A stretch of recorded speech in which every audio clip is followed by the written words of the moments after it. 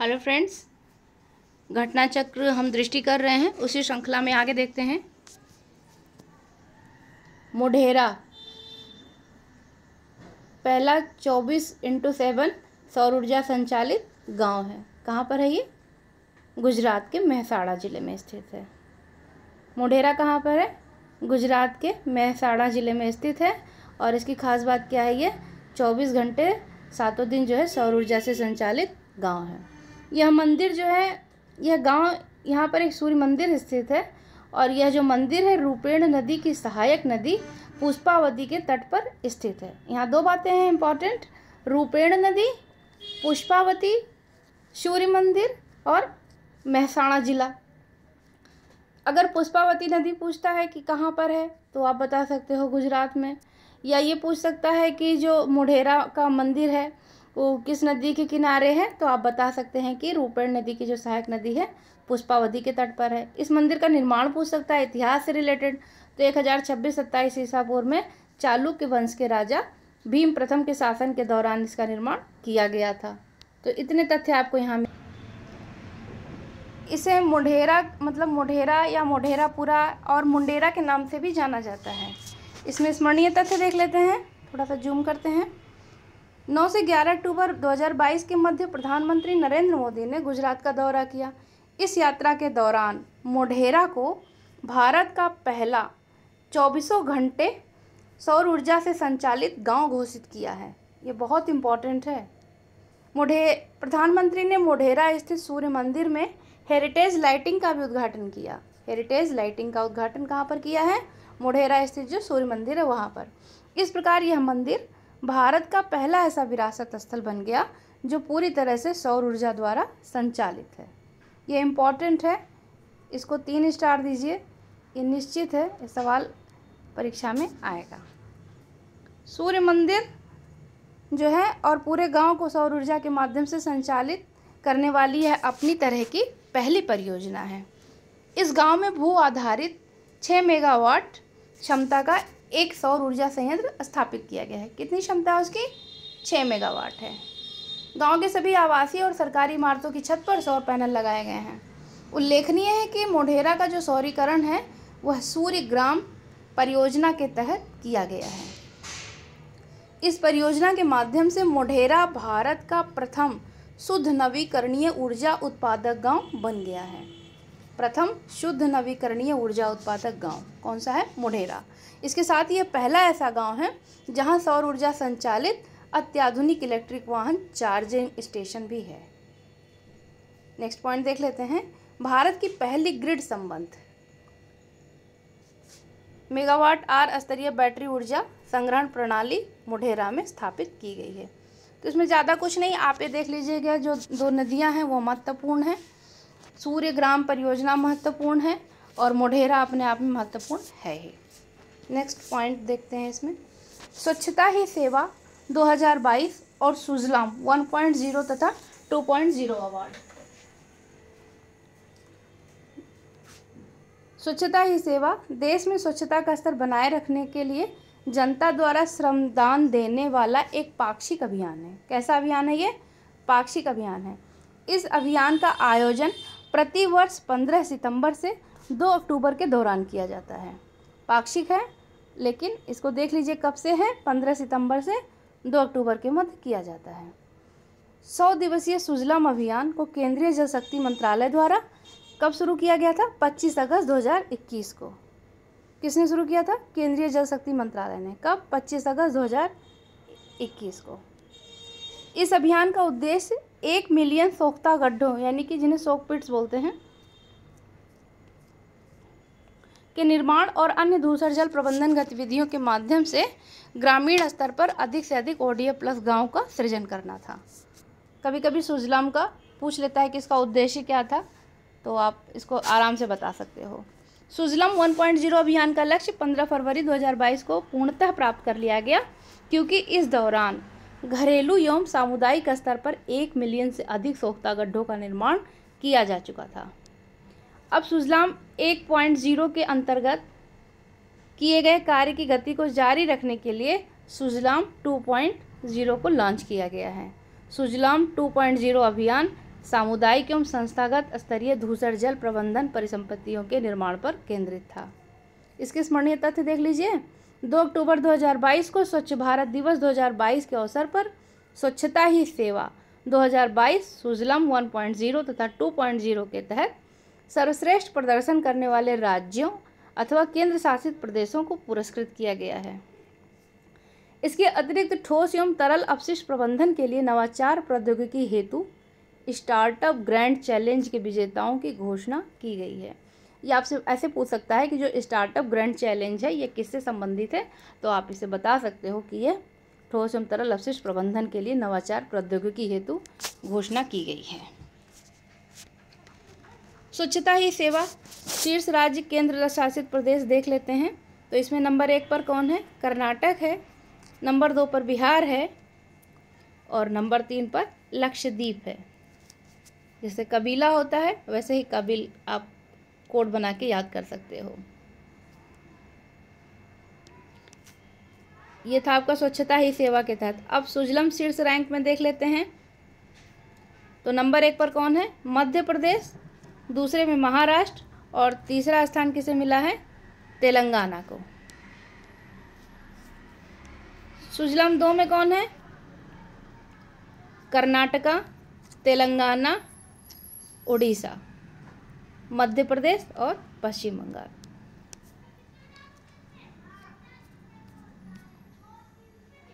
Startup grand challenge जो अभी बात की गई उसको देख लेते हैं।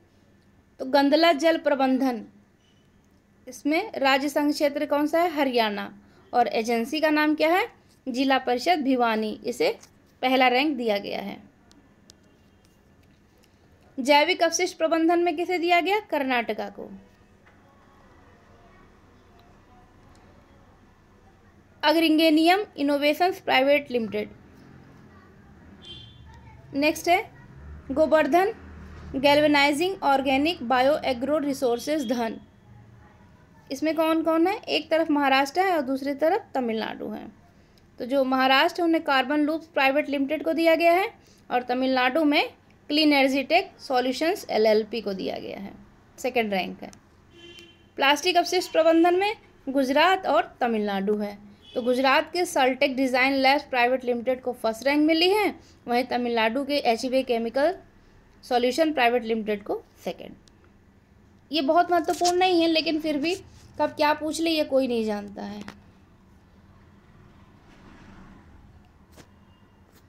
नेक्स्ट देखते हैं स्वच्छ सर्वेक्षण ग्रामीण 2022। इसको देखिए, पेयजल एवं स्वच्छता विभाग वर्ष 2018 से स्वच्छ सर्वेक्षण ग्रामीण को संचालित कर रहा है। तो कौन सा मंत्रालय है ये देख लीजिए, पेयजल एवं स्वच्छता विभाग। SSG के तहत वर्ष 2018 में 7,000 गाँव, 2019 में 17,200 गाँव और वर्ष 2022 में 17,559 गाँव को आच्छादित किया गया है। SSG 2022 को राज्यों और जिलों के परामर्श से इम्सोस रिसर्च प्राइवेट लिमिटेड द्वारा संचालित किया गया। अब इसके स्मरणीय तथ्य देखते हैं। 2 अक्टूबर 2022 को स्वच्छ भारत दिवस 22 के अवसर पर स्वच्छ सर्वेक्षण ग्रामीण 2022 रिपोर्ट जारी की गई है। यह सर्वेक्षण पेयजल और स्वच्छता विभाग द्वारा पूर्ण किया गया।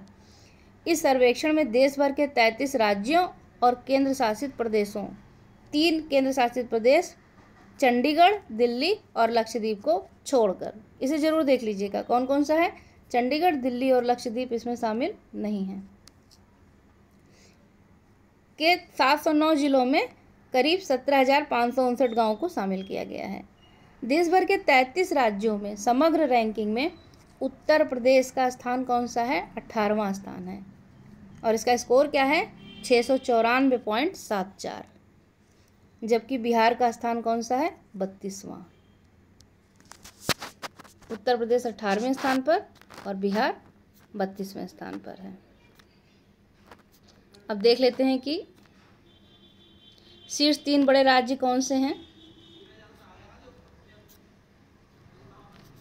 तो तेलंगाना है,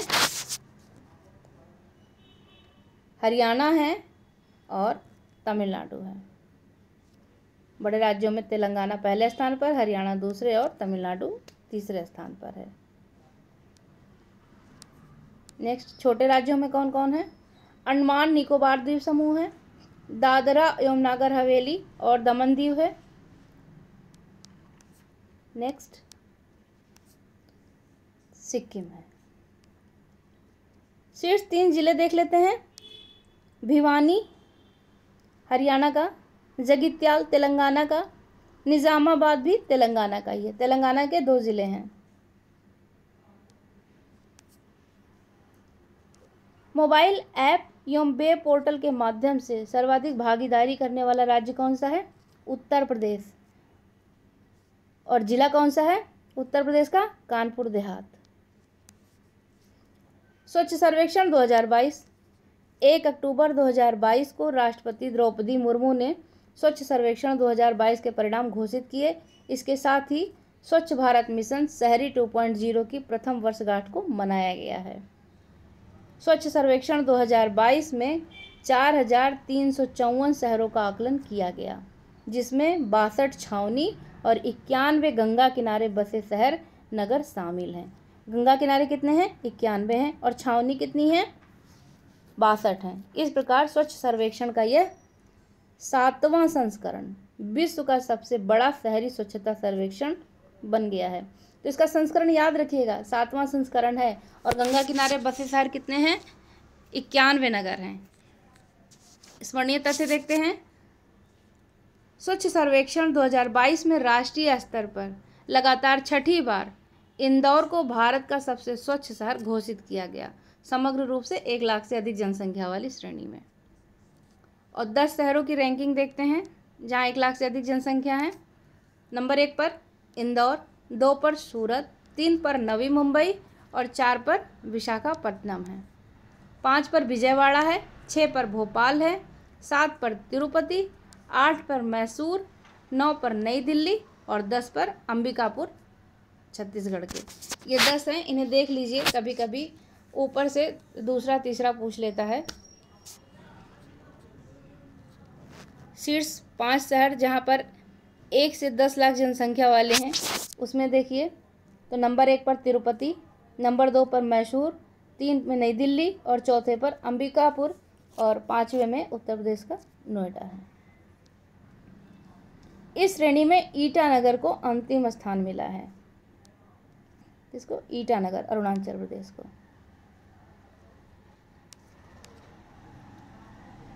सौ शहरी स्थानीय निकायों में कम कौन है? त्रिपुरा। अधिक कौन है? मध्य प्रदेश, झारखंड, उत्तराखंड, हिमाचल प्रदेश। और इधर कम अधिक कौन है? मध्य प्रदेश, छत्तीसगढ़, महाराष्ट्र, तेलंगाना, पंजाब। जबकि 100 शहरी स्थानीय निकायों में से अधिक की श्रेणी वाले राज्यों में उत्तर प्रदेश का 10वां स्थान है। उत्तर प्रदेश को ही देख लीजिएगा क्योंकि अपने ही राज्य का पूछेगा अगर पूछना होगा। प्रेरक दौड़ के तहत देख लेते हैं। प्रेरक दौड़ के तहत जो सम्मान है वो 3 शहरों सूरत, इंदौर और नवी मुंबई को दिव्य प्लेटिनम श्रेणी में वर्गीकृत किया गया है। कौन कौन से हैं? सूरत है, इंदौर है और मुंबई है। गोल्ड श्रेणी में कुल 86 शहर शामिल हैं। सिल्वर में 121 शहर हैं, जिसमें ब्रॉन्ज में 38 हैं और कॉपर में 13 शहर हैं। प्रेरक दौड़ सम्मान के तहत गोल्ड या अनुपम श्रेणी में उत्तर प्रदेश के गौतम बुद्ध नगर को शामिल किया गया है। याद रखिएगा, प्रेरक दौड़ सम्मान में जो गोल्ड श्रेणी है उसमें गौतम बुद्ध नगर को शामिल किया गया है। इसके अतिरिक्त सिल्वर श्रेणी में 2 शहर हैं। कौन कौन से? मथुरा और अमरोहा शामिल है। इंदौर ने भारत के पहले 7 स्टार कचरा मुक्त शहर के रूप में उभरकर अपनी स्थिति को मजबूत किया है। जबकि 6 शहरों ने यथा सूरत, भोपाल, मैसूर, नवी मुंबई, विशाखापट्टनम और तिरुपति को 5 स्टार कचरा मुक्त शहरों के रूप में प्रमाणित किया गया है। इंदौर को 7 स्टार है और बाकी 6 शहरों को 5 स्टार दिया गया है। कचरा मुक्त शहरों की स्टार रेटिंग प्रोटोकॉल के तहत गाजियाबाद और लखनऊ को 3 स्टार दिए गए हैं। गाजियाबाद और लखनऊ को 3 स्टार वाले शहरों में प्रमाणित किया गया। तिरुपति आंध्र प्रदेश को सफाई मित्र सुरक्षा चुनौती में सर्वश्रेष्ठ शहर का पुरस्कार मिला है। सफाई मित्र सुरक्षा चुनौती कहाँ पर? अब इसमें शीर्ष 5 गंगा नगर देख लेते हैं। 1 लाख से कम जनसंख्या में कौन है? बिजनौर, कन्नौज, गढ़मुक्तेश्वर, सुल्तानगंज और कर्णप्रयाग।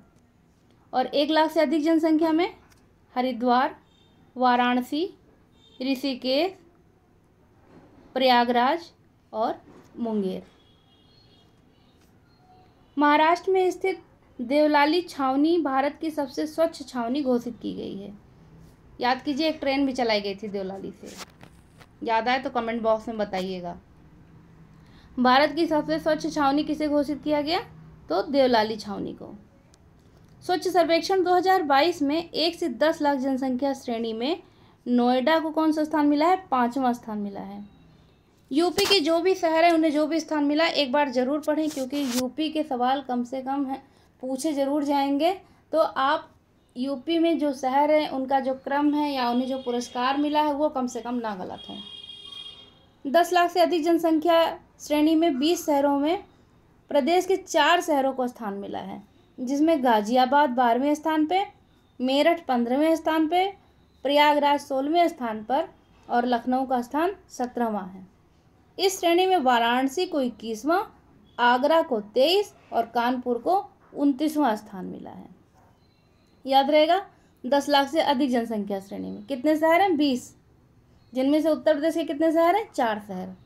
गाजियाबाद 12, मेरठ 15, प्रयागराज 16, लखनऊ 17, वाराणसी 21 है और आगरा 23, कानपुर 29। ये देखते हैं भारत पर्यटन सांख्यिकी 2022। इसमें जो खास बात है, थोड़ा सा जूम करते हैं। 27 सितंबर 2022 को विश्व पर्यटन दिवस के अवसर पर भारत के उपराष्ट्रपति जगदीप धनखड़ ने भारत पर्यटन सांख्यिकी 2022 नामक रिपोर्ट जारी की है। किसने जारी किया है? उपराष्ट्रपति ने, जगदीप धनखड़ जी ने। किस दिन? विश्व पर्यटन दिवस के दिन। कब होता है ये? 27 सितंबर को। ये आंकड़े पर्यटन मंत्रालय के अधीन वार्षिक आधार पर जारी किए जाते हैं और यह रिपोर्ट का 63वां संस्करण है। यह रिपोर्ट अंतर्गामी और बहिर्गामी पर्यटन के माध्यम से विदेशी मुद्रा आय, घरेलू तथा विदेशी पर्यटन यात्राओं आदि से संबंधित महत्वपूर्ण एवं प्रासंगिक सूचनाएं उपलब्ध कराती है। याद रखिएगा, किसने किया है इसका उद्घाटन? यह रिपोर्ट किसने जारी की है? तो जगदीप धनखड़ जी ने किया है। कब किया है? 27 दिसंबर विश्व पर्यटन दिवस के दिन पे। और संस्करण कौन सा है? ये 63वां संस्करण है। इसके स्मरणीय तथ्य देखते हैं। वर्ष 2021 में भारत में 7 मिलियन अंतर्राष्ट्रीय पर्यटक आए थे, जिसमें 1.52 मिलियन विदेशी पर्यटक और 5.48 मिलियन अप्रवासी भारतीय थे। वर्ष 2020 की तुलना में 2021 में भारत में अंतर्राष्ट्रीय पर्यटन के आगमन में कितनी वृद्धि दर्ज की गई? 10.6%। करीब 10.5 याद रखेंगे तब भी हो जाएगा। अब देख लेते हैं कि 2021 में भारत में विदेशी पर्यटक आगमन में शीर्ष 5 देश कौन से थे? USA, बांग्लादेश, UK, कनाडा और नेपाल। फिर से देखते हैं, USA, बांग्लादेश, UK, कनाडा और नेपाल। 2021 के दौरान भारतीय नागरिकों के लिए 5 शीर्षक गंतव्य कौन से थे? तो संयुक्त अरब अमीरात, USA, कतर, ओमान और UK। अब देख लीजिए कि विदेशी पर्यटक आगमनों की जो संख्या है वो शीर्ष 10 राज्यों में किसका हिस्सा सबसे अधिक है? तो यहाँ ग्राफ से आप देख सकते हो, पंजाब का सबसे अधिक है, यहाँ पर 29.22% है। और उसके बाद कौन है? महाराष्ट्र है। महाराष्ट्र देख लीजिए, पंजाब है 29.22%, महाराष्ट्र है 17.60% और दिल्ली का कितना है? 9.5%। अन्य में 11% है। उत्तर प्रदेश का देख लीजिए, उत्तर प्रदेश में कितना है तो 4.24%। अब घरेलू पर्यटक यात्राओं में शीर्ष 10 राज्य की हिस्सेदारी देखते हैं। तो सबसे ज़्यादा किसमें है, तमिलनाडु में, कितना है 17.02%। उसके बाद उत्तर प्रदेश में 16.19%। उसके बाद आंध्र प्रदेश है 13.77% और फिर है कर्नाटका करीब 12%। यानी कि तमिलनाडु, उत्तर प्रदेश, आंध्र प्रदेश और कर्नाटक। यहाँ पर आप देखेंगे कि कर्नाटक से पहले अन्य जो है वो 15% है। भारत भ्रमण वर्ष 2023। 31 जनवरी 2023 को केंद्रीय पर्यटन मंत्रालय द्वारा भारत भ्रमण वर्ष 2023 पहल को लॉन्च किया गया है। उल्लेखनीय है कि पर्यटन मंत्रालय वर्ष 2023 को भारत भ्रमण वर्ष के रूप में मना रहा है। इस पहल के तहत देश के विभिन्न पर्यटक स्थलों के महत्व को प्रदर्शित करने के लिए भारत की अंतर्देशीय यात्रा पर ध्यान केंद्रित किया गया है। नेक्स्ट है पीएम श्री स्कूल योजना है, देख लेते हैं इसे। 7 सितंबर 2022 को प्रधानमंत्री नरेंद्र मोदी की अध्यक्षता में केंद्रीय मंत्रिमंडल ने एक नई केंद्र प्रायोजित योजना पीएम श्री स्कूल्स को मंजूरी प्रदान की है। PM schools for rising India. इस योजना का कार्यान्वयन 5 वर्षों की अवधि यानी कि 2023 से 2026-27 के दौरान किया जाना प्रस्तावित है। फिर से देखिए, 5 वर्षों की अवधि 2022-23 से 2026-27 तक। पीएम श्री स्कूल छात्रों को संज्ञानात्मक विकास के लिए गुणवत्तापूर्ण शिक्षण प्रदान करेगा। इसके साथ ही 21वीं सदी के लिए महत्वपूर्ण कौशल से युक्त, समग्र और पूर्ण विकसित व्यक्तियों का निर्माण और उनका पोषण करने का प्रयास करेंगे। इसमें स्मरणीय तथ्य देख लेते हैं। पीएम श्री स्कूल्स देश भर में करीब 14,500 से अधिक स्कूलों के विकास के लिए एक नई योजना है। इसके तहत केंद्र सरकार, राज्य या केंद्र शासित प्रदेश सरकार, स्थानीय निकायों द्वारा प्रतिबंधित कुछ चयनित मौजूदा स्कूलों को सुदृढ़ बनाया जाएगा। ये स्कूल आदर्श या नमूना स्कूलों के रूप में कार्य करेंगे और राष्ट्रीय शिक्षा नीति 2020 के सभी घटकों को प्रदर्शित करेंगे। साथ ही अपने निकटवर्ती अन्य स्कूलों को मार्गदर्शन और परामर्श देंगे। पीएम श्री स्कूलों को ग्रीन स्कूल के रूप में विकसित किया जाएगा। इसके तहत पर्यावरण अनुकूलन पहलुओं जैसे सौर पैनलों, एलईडी लाइट्स, प्राकृतिक खेती युक्त पोषण वाटिका, अपशिष्ट प्रबंधन इत्यादि को शामिल किया जाएगा। एक स्कूल गुणवत्ता आकलन फ्रेमवर्क का विकास किया जाएगा, जिसमें परिणामों के मापन के लिए प्रदर्शन संकेतकों का भी उल्लेख होगा। पीएम श्री स्कूल को समग्र शिक्षा केवीएस यानी कि केंद्रीय विद्यालय संगठन और एनवीएस नवोदय विद्यालय समिति के उपलब्ध मौजूदा प्रशासनिक ढांचे के माध्यम से लागू किया जाएगा।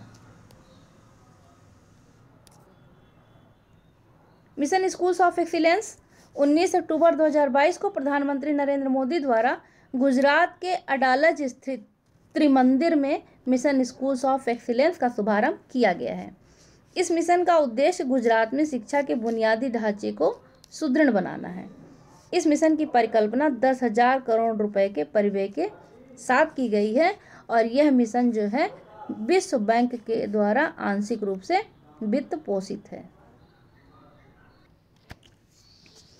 अगला है नमस्ते योजना, देख लेते हैं क्या है।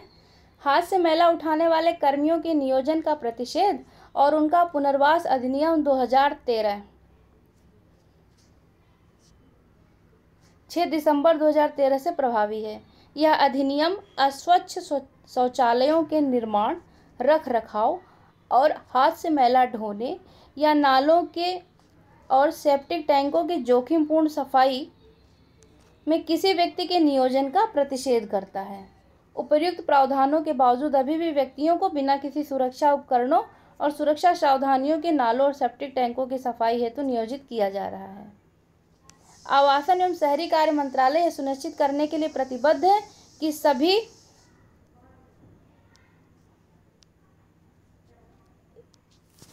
सभी भारतीय शहर मार्च 2024 तक, कब तक? 2024 तक स्वयं को सफाई मित्र सुरक्षित घोषित करेंगे। कब तक? याद रखिएगा, 2024 तक। सफाई मित्र सुरक्षित अगर पूछता है तो आप बता सकते हैं कि यह किससे संबंधित है। स्मरणीय तथ्य देखते हैं। 17 अगस्त 2022 को केंद्र सरकार द्वारा नमस्ते योजना को लॉन्च किया गया है। नमस्ते का पूर्ण रूप है मशीनीकृत स्वच्छता पारिस्थितिकी तंत्र के लिए राष्ट्रीय कार्रवाई। यह एक केंद्रीय क्षेत्र की योजना है। यह योजना सामाजिक न्याय एवं अधिकारिता मंत्रालय और आवासन एवं शहरी कार्य मंत्रालय की एक संयुक्त पहल है। मंत्रालय जरूर याद रखिएगा, सामाजिक न्याय एवं अधिकारिता मंत्रालय और आवासन एवं शहरी कार्य मंत्रालय। इसके साथ ही नमस्ते योजना के जो वर्तमान चरण में 500 शहर यानी अमृत शहरों को कवर करते हुए शामिल किया जाएगा। इस योजना को 360 करोड़ रुपए के परिव्यय के साथ 4 वर्षों की अवधि यानी कि 2022-23 और 25-26 की अवधि के लिए अनुमोदित किया गया है। नमस्ते योजना का उद्देश्य निम्न परिणामों को प्राप्त करना है। पहला है, भारत में स्वच्छता कार्य के कारण किसी की मौत न होना, स्वच्छता संबंधी सभी कार्य कुशल श्रमिकों द्वारा संपादित किया जाना, किसी भी सफाई कर्मचारी का मानव मल पदार्थ से सीधे संपर्क में नहीं आना, स्वच्छता कर्मचारियों को स्वयं सहायता समूहों में एकत्र करना और उन्हें स्वच्छता उद्यम चलाने का अधिकार प्रदान करना, सभी सीवर एवं सेप्टिक टैंक कर्मचारियों की पहुंच वैकल्पिक आजीविका तक होना।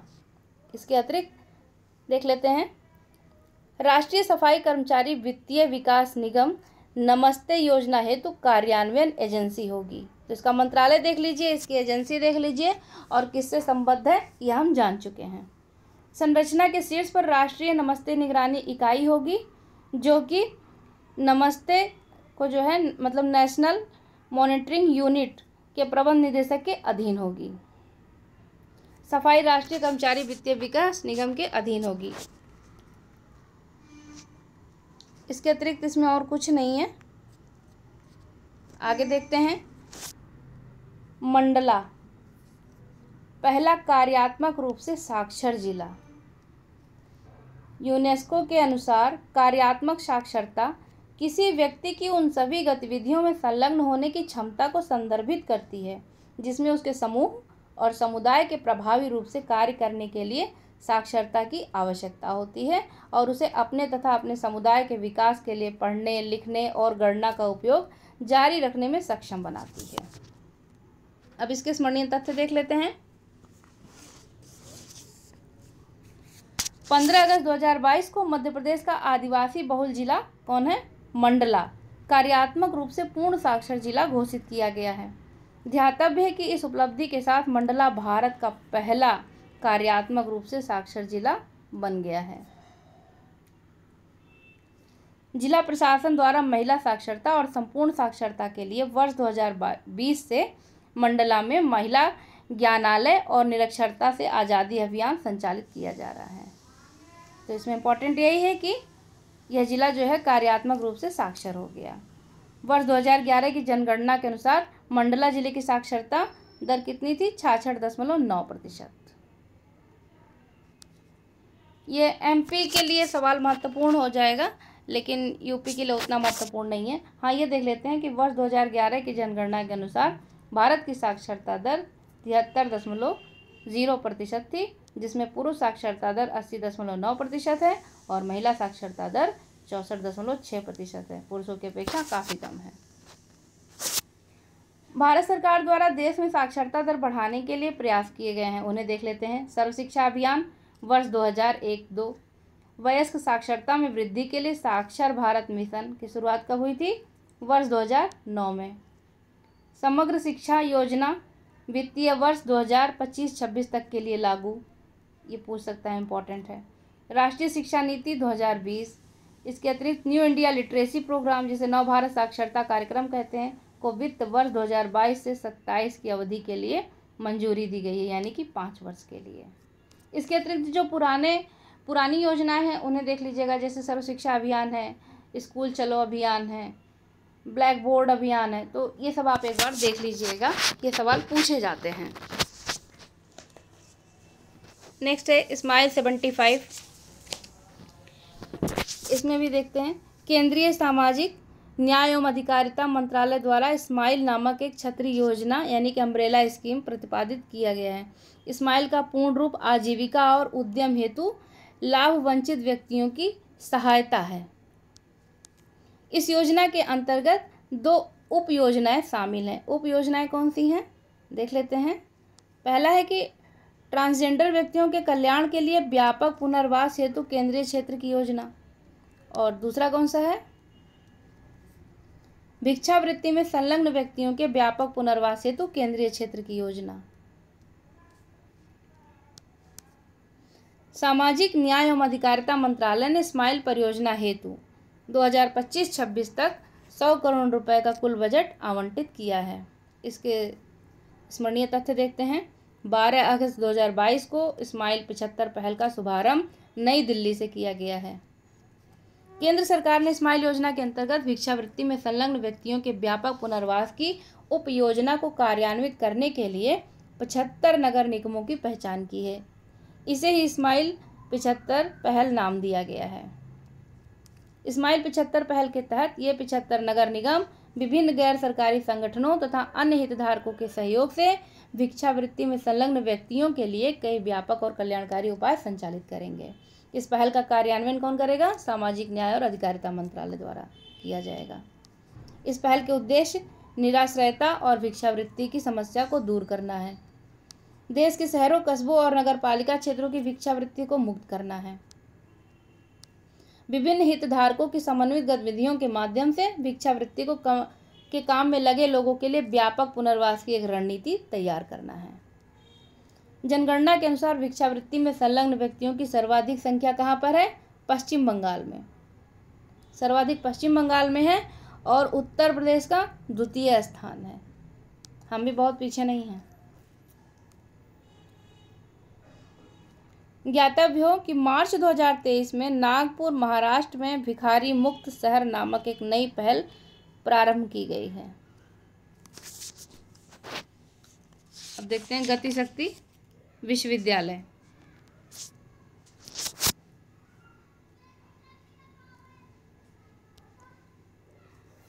गति शक्ति विश्वविद्यालय वर्तमान में देश के परिवहन क्षेत्र में हो रहे बदलाव, एक ज्ञान भंडार के निर्माण, अनुसंधान कार्य के संचालन, सर्वोत्तम कार्यप्रणाली को तैयार करने, कौशल विकास को सुनिश्चित करने, क्षमता निर्माण की दिशा में कार्य करने और परिवहन क्षेत्र के विकास को सुगम बनाने हेतु एक संस्थान के निर्माण की मांग करते हैं। इसी परिप्रेक्ष्य में गति शक्ति विश्वविद्यालय नामक एक विश्व स्तरीय, बहुविषयक, बहुआयामी और भविष्योन्मुखी संस्थान की परिकल्पना की गई। इसके स्मरणीय तथ्य देखते हैं। 8 अगस्त 2022 को राज्यसभा द्वारा केंद्रीय विश्वविद्यालय विधेयक 2022 पारित कर दिया गया। ध्यातव्य है कि यह विधेयक लोकसभा द्वारा 3 अगस्त को पारित किया गया था। 16 अगस्त 2022 को राष्ट्रपति की सहमति प्राप्त करने के पश्चात यह विधेयक अधिनियमित हो गया है।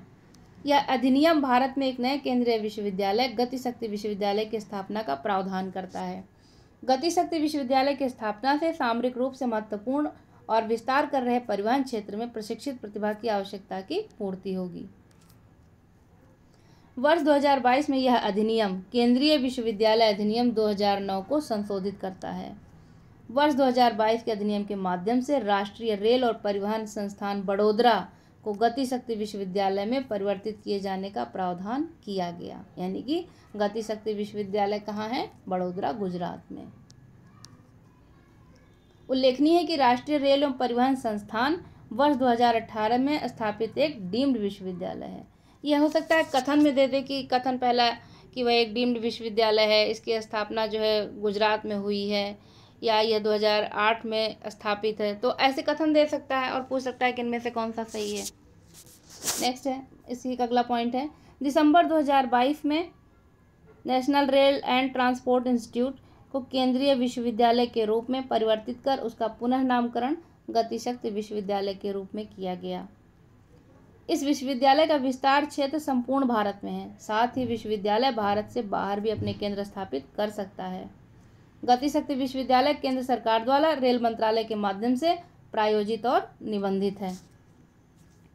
एक चीज़ और देख लीजिए, यह परिवहन संबंधित शिक्षा, बहुविषयक अनुसंधान तथा प्रशिक्षण पर केंद्रित भारत का पहला विश्वविद्यालय है। नेक्स्ट देखते हैं टॉपिक है जगदीप धनखड़ भारत के नए उपराष्ट्रपति हैं। 6 अगस्त 2022 को 16वें उपराष्ट्रपति चुनाव संपन्न हुए हैं। कौन सा है ये? 16वें उपराष्ट्रपति निर्वाचन हेतु निर्वाचक मंडल में शामिल सदस्य देख लेते हैं। राज्यसभा के 233 निर्वाचित सदस्य, राज्यसभा के 12 मनोनीत सदस्य, लोकसभा के 543 निर्वाचित सदस्य और दोनों सदनों को मिलाकर बने निर्वाचक मंडल में शामिल कुल सदस्य 788 थे। कुल सदस्य जरूर देख लीजिए, बीपीएससी में जो है यही पूछा था कि कितने सदस्य थे, सदस्यों की संख्या पूछा है। स्मरणीय तथ्य देखते हैं। 16वें उपराष्ट्रपति चुनाव में जगदीप धनखड़ को विजयी घोषित किया गया। जगदीप धनखड़ भारत के 14वें व्यक्ति के रूप में उपराष्ट्रपति चुने गए हैं। इनका क्रम जरूर याद रखिएगा। चुनाव परिणाम की घोषणा लोकसभा महासचिव तथा चुनाव के लिए नियुक्त रिटर्निंग ऑफिसर उत्पल कुमार सिंह द्वारा की गई। उल्लेखनीय है कि उपराष्ट्रपति पद के चुनाव हेतु राजग गठबंधन ने जगदीप धनखड़ को अपना उम्मीदवार बनाया था, जबकि संयुक्त विपक्ष ने भारतीय राष्ट्रीय कांग्रेस के मार्गरेट अल्वा को अपना उम्मीदवार बनाया था। 11 अगस्त 22 को जगदीप धनखड़ ने भारत के 14वें उपराष्ट्रपति पद की शपथ ली है। 14वें हैं। जन्म नहीं पूछेगा, जन्म स्थान फिर भी जान लीजिए। गांव की थाना झुंझुनू जिला है। वर्ष 1989 में झुंझुनू लोकसभा सीट के 9वीं लोकसभा के चुनाव जीते थे। 1990 में केंद्रीय संसदीय कार्य राज्य मंत्री बने। और जो इम्पोर्टेंट है ये देख लीजिए कि वर्ष 2022 में उपराष्ट्रपति चुनाव के पूर्व वो पश्चिम बंगाल के राज्यपाल थे। इस पद पर उन्होंने 30 जुलाई 2019 और 18 जुलाई 2022 तक कार्य किया। और कुछ इसमें खास इम्पोर्टेंट नहीं है। नेक्स्ट देखते हैं बुरहानपुर पहला हर घर जल प्रमाणित जिला, ये इम्पोर्टेंट है।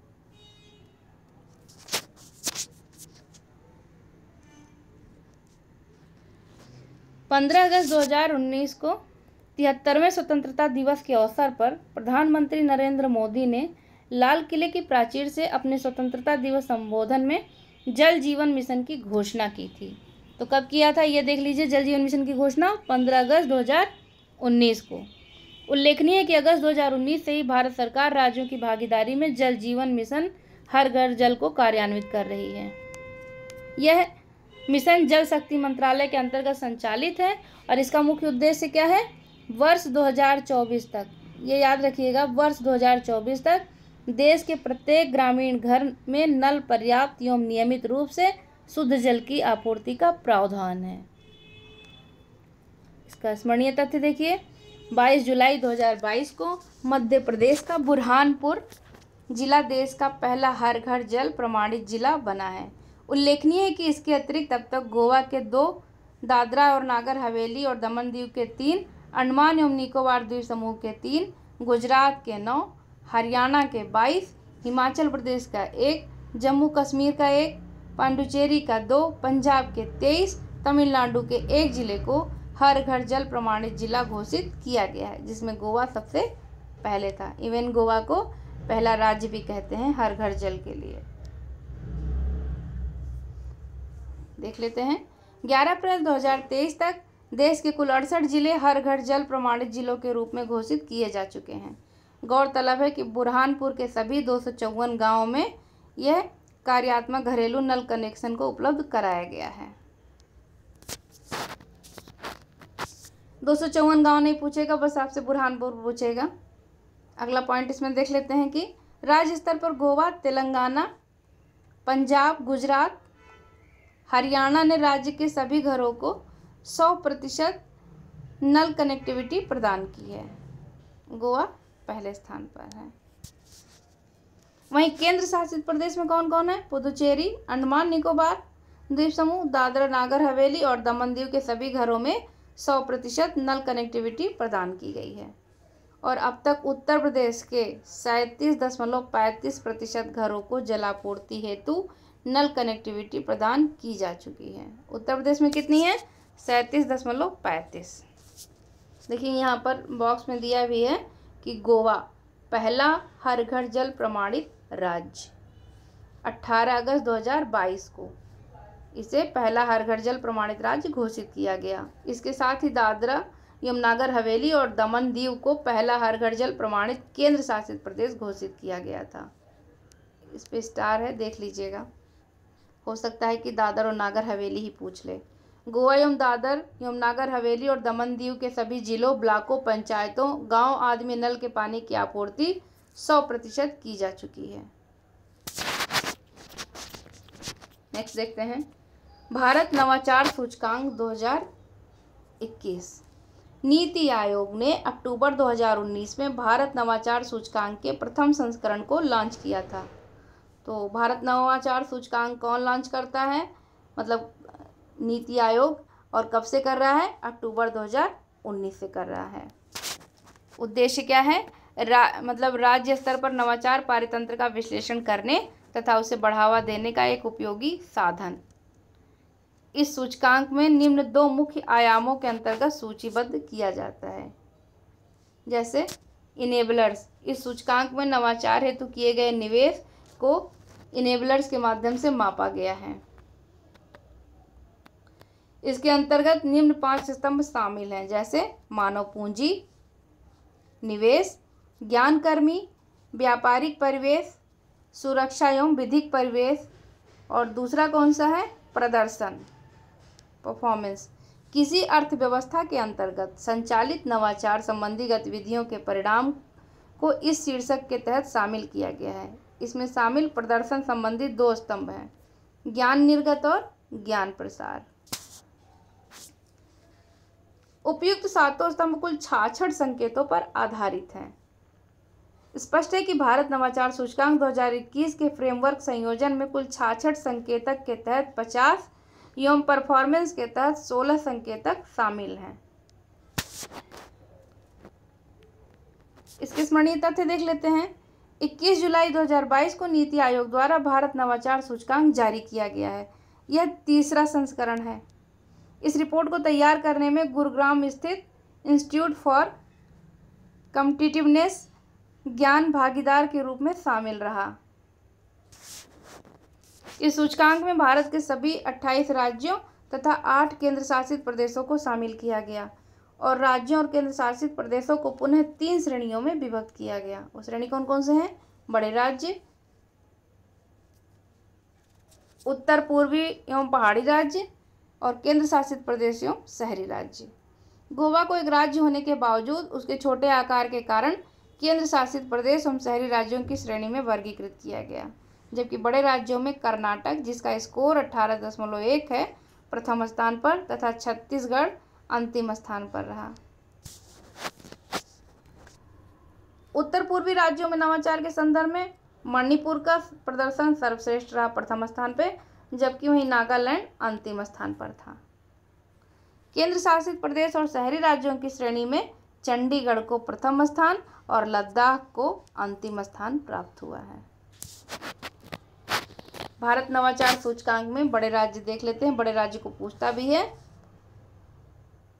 कर्नाटक, तेलंगाना, हरियाणा, महाराष्ट्र और तमिलनाडु।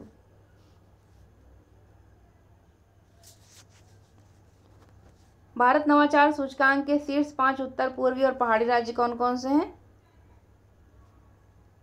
मणिपुर, उत्तराखंड, मेघालय, अरुणाचल प्रदेश और हिमाचल प्रदेश।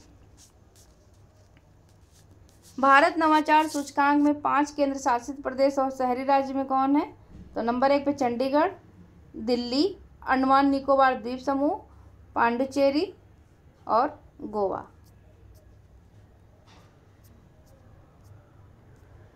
भारत नवाचार सूचकांक में बड़े राज्यों की श्रेणी में उत्तर प्रदेश का 7वां स्थान प्राप्त हुआ, जबकि पिछले वर्ष इसे 9वां स्थान प्राप्त हुआ था।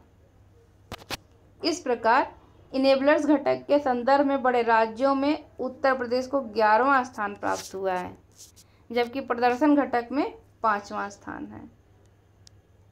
उत्तर प्रदेश का प्रति व्यक्ति सकल राज्य घरेलू उत्पाद 51,255 रुपये 19-20 में है।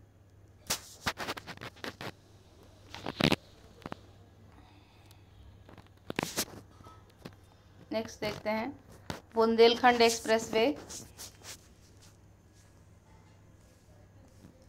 बुंदेलखंड एक्सप्रेसवे उत्तर प्रदेश सरकार ने बुंदेलखंड क्षेत्र, विशेष रूप से चित्रकूट, बांदा, हमीरपुर व जालौन जैसे आर्थिक रूप से कम विकसित जिलों के सर्वांगीण विकास हेतु बुंदेलखंड एक्सप्रेसवे निर्माण का संकल्प लिया था।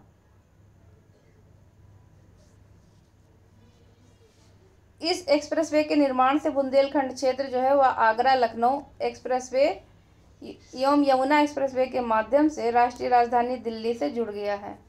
इसके स्मरणीय तथ्य देख लेते हैं। 16 जुलाई 2022 को प्रधानमंत्री नरेंद्र मोदी ने उरई, उत्तर प्रदेश के जालौन जिले की उरई तहसील के कैथेरी गांव से बुंदेलखंड एक्सप्रेसवे का उद्घाटन किया। कब किया, ये डेट याद रखिएगा। 16 जुलाई 2022 को कहाँ से किया है? जालौन जिले के उरई तहसील के कैथेरी गांव। हो सकता है कैथेरी ना पूछे, लेकिन जालौन और 16 जुलाई जरूर याद रखें। विदित हो कि प्रधानमंत्री द्वारा 29 फरवरी 2020 को इस एक्सप्रेसवे का शिलान्यास किया गया था। शिलान्यास कब किया था? 29 फरवरी 2020 को। इस एक्सप्रेसवे का निर्माण उत्तर प्रदेश एक्सप्रेसवे औद्योगिक विकास प्राधिकरण यानी यूपीडा द्वारा किया गया। इसकी कुल लंबाई याद रखिएगा 296.070 किलोमीटर है। गौरतलब है कि इस 4 लेन वाले एक्सप्रेसवे का निर्माण लगभग, पूंजी नहीं पूछेगा लेकिन जान लीजिए, 14,850 करोड़ रुपए की लागत से किया जा रहा है। भविष्य में से 6 लेन तक विस्तारित किया जा सकता है। इसका प्रारंभ स्थान जनपद चित्रकूट में राष्ट्रीय राजमार्ग 35 पर भरतकूप के निकट एवं समाप्ति इसकी जनपद इटावा के ग्राम कुदरैल के निकट है। यह एक्सप्रेसवे 7 जिलों से गुजरेगा।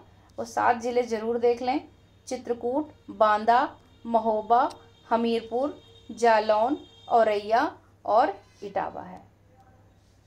गौरतलब है कि एक्सप्रेसवे के संरेखण पर पड़ने वाली मुख्य नदियों में बागेन, केन, श्यामा, चंदावल, बिरमा, यमुना, बेतवा और सेंगर शामिल हैं। इस एक्सप्रेसवे के निर्माण में बुंदेलखंड क्षेत्र के सर्वांगीण विकास का मार्ग प्रशस्त होगा। ज्ञातव्य है कि 14 लेन वाला दिल्ली मेरठ एक्सप्रेसवे भारत का सबसे चौड़ा एक्सप्रेसवे है। कितना है? ये 14 लेन का है। कहाँ से? दिल्ली मेरठ एक्सप्रेसवे।